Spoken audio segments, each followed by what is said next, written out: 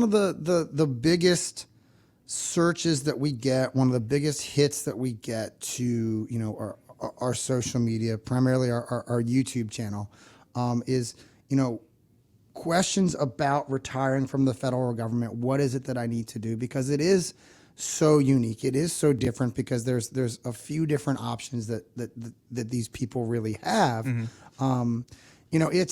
It's one of those things that they have all of this information available to them, but they don't really have anybody that actually sits down and tells them, all right, here's exactly what all these things mean. Here's exactly how life insurance works. Here's how much your long-term care insurance works. Here's how your pension works.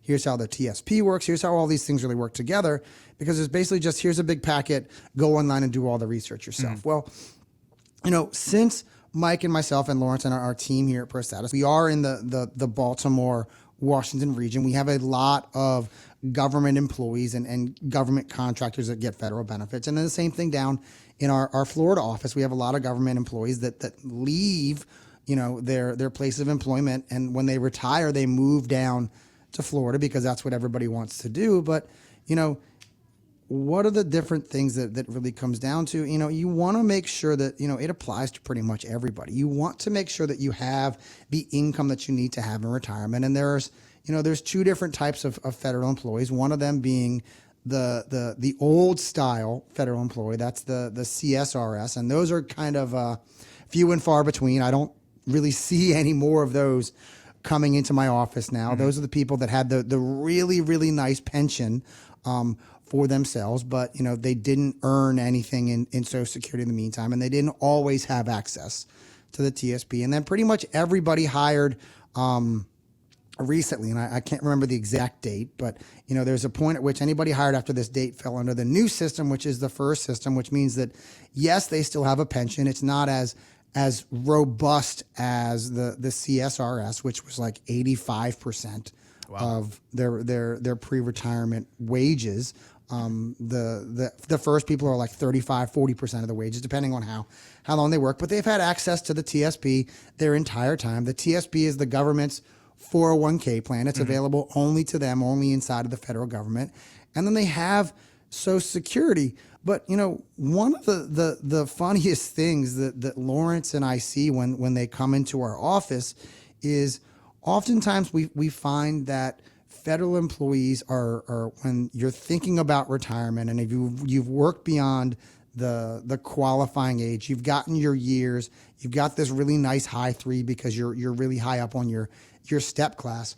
What we find often is that we're going through the numbers and they're still working because they don't know when they want to retire, but we find out that you're working for free or you're working for below minimum wage. Say that again. Working for free when you add the numbers? Working for, because basically when it comes down to it, the numbers that we're running every year that you're working, you're only contributing, you're only increasing your pension by like $1,000, $2,000 a month. Wow. Well, if you're working for $1,000 more a month, that's $12,000 a year for your pension. And you're working how many hours for that year just for that extra 12 grand in retirement a year? For oftentimes, I think we had somebody the other day who came in and, I can't remember the exact details, but I was walking through with him. He had a little over $2 million inside of his TSP. He had a really nice pension, had enough money in Social Security that his income was covered. And he was just like, I just don't know what I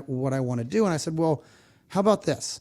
You're working for $11.50 an hour. And he goes, what do you mean that? I make a lot more than that. I said, yeah, you're right. While you're working, you're making a lot more than that. But the whole reason you are working, the whole reason you're still working is so that you can make sure you have enough money for retirement. Sitting down with Mike and with Mike, myself, and Lawrence, as we're telling you, you have enough money for retirement. You've saved enough money for retirement. The only thing you're doing is increasing your pension a little bit extra money per month. That's the only thing you're doing, because there's no point, that kind of going back to our previous segment, can you save too much money for retirement? You've saved enough money for retirement. You've done a really good job. You have all this money inside of the TSP that you're not going to spend.